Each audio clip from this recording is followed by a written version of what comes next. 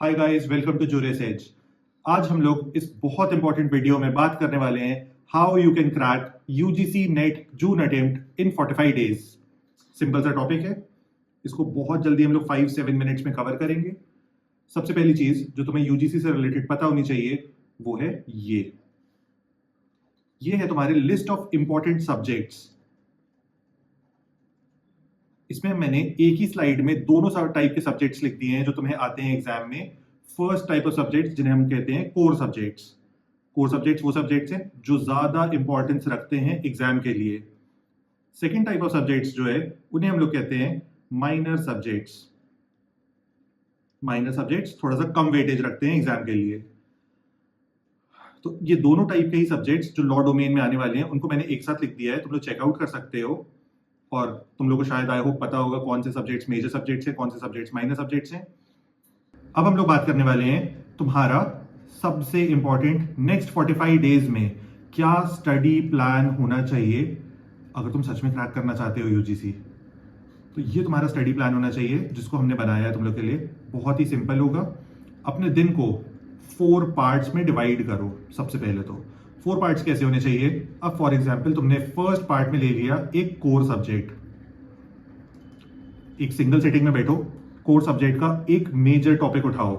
For example तुमने किस तरह से किया, अब मान लो तुमने कोर सब्जेक्ट जब लिया तो उसमें तुमने ले लिया कॉन्स्टिट्यूशन। तो कॉन्स्टिट्यूशन जब तुम स्टार्ट करोगे तो उसका एक मेजर पोर्शन है जिसको हम लोग कहते हैं प्रीएम्बल, जहां से बहुत सारे क्वेश्चंस आते हैं। प्रीएम्बल लो, प्रीएम्बल को 1-1.5 घंटे में इन एंड आउट सब कुछ पढ़ लो। एक दिन में करना है सब कुछ in and out with case laws, बहुत अच्छे से पढ़ लो। प्रीएम्बल हो जाएगा तो इसके जस्ट बाद ब्रेक लो, नेक्स्ट सब्जेक्ट पे चलो। नेक्स्ट सब्जेक्ट उठा लो एक माइनर सब्जेक्ट।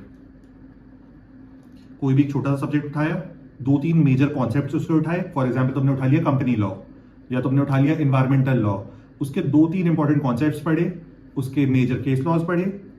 अब चलोगे थर्ड पोर्शन की तरफ। थर्ड पोर्शन तुम्हारे दिन का जो होना चाहिए, तुम्हारे स्टडी प्लान का जो होना चाहिए, उसमें तुम्हें कवर करना होगा पेपर 1 के सब्जेक्ट्स। देखो पेपर 1 की इंपॉर्टेंस भी उतनी है जितनी पेपर 2 की है। अगर पेपर 1 नहीं हुआ तो पेपर 2 की कोई वैल्यू नहीं है। तुम्हारे ओवरऑल स्कोर को बढ़ाने के लिए पेपर 1 बहुत ज्यादा काम आने वाला है। तो इस पेपर 1 के लिए जिस भी स्टेट में तुम्हारी प्रिपरेशन है वहां से उसको आगे लेके जाओ।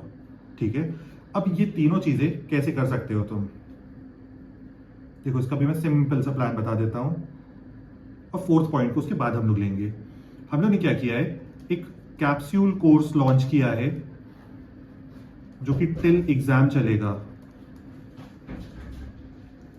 टिल एग्जाम चलने वाला है कैप्सूल कोर्स।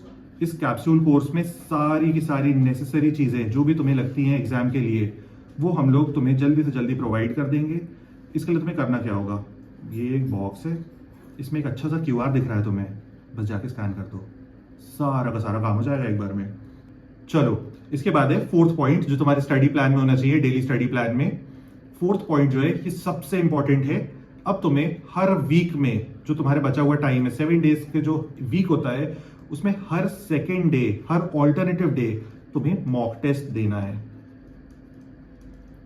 तो हर ऑल्टरनेटिव डे पे जब तुम मॉक टेस्ट दोगे तो एक जो उसके बीच में रिमेनिंग डे होगा, फॉर एग्जाम्पल MWF तुमने डिसाइड किया कि तुम मॉक टेस्ट दोगे, तो TTS तुम्हें उसकी एनालिसिस करनी है। ये चीज करना बहुत ज्यादा इंपॉर्टेंट है, सिर्फ मॉक देना इंपॉर्टेंट नहीं है। हाँ, अब जब तुम मॉक टेस्ट दोगे तो वहां पे तुम्हारा सबसे बड़ा क्वेश्चन होता है कि हमको स्कोर कितना लाना है, क्या स्कोर आना चाहिए मेरा कि मेरे को ये पता चल जाए कि मैं अच्छा परफॉर्म कर रहा हूं या बुरा परफॉर्म कर रहा हूं। तो ये स्कोर जो है तुम्हारा ये होना चाहिए। देखो स्कोर बताना थोड़ा सा डिफिकल्ट है कि मैं तुम्हें बोल दूं कि इतना स्कोर ले आओ, लेकिन लास्ट 5 यूजीसी के पेपर्स को अगर तुम एनालाइज करोगे उससे ये पता चलता है तुम्हारे बेसिक अटेम्प्ट मॉक टेस्ट में 80-85% ऑफ पेपर होना ही चाहिए। पेपर 2 की बात कर रहा हूं मैं। पेपर 2 में 80-85% क्वेश्चंस अटेम्प्ट करो, तब तुम अच्छा कर पाओगे अगर तुम सच में निकालना चाहते हो एग्जाम।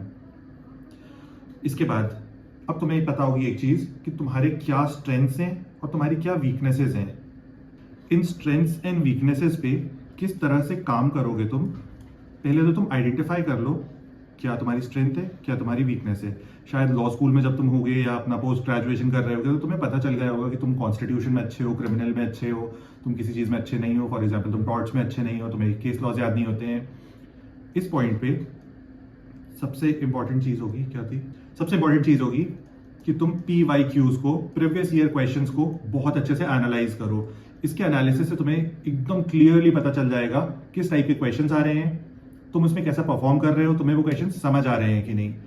नेक्स्ट बहुत इंपॉर्टेंट चीज वो है सारे के सारे इंपॉर्टेंट लैंडमार्क केसेस।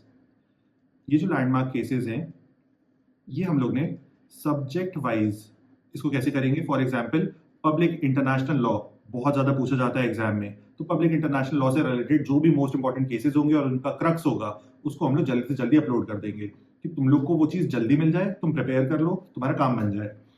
और तुम्हें पता ही होगा शायद कि यूजीसी के एग्जाम में लैंडमार्क केसेस की वेटेज ज्यादा होती है रीसेंट केसेस से।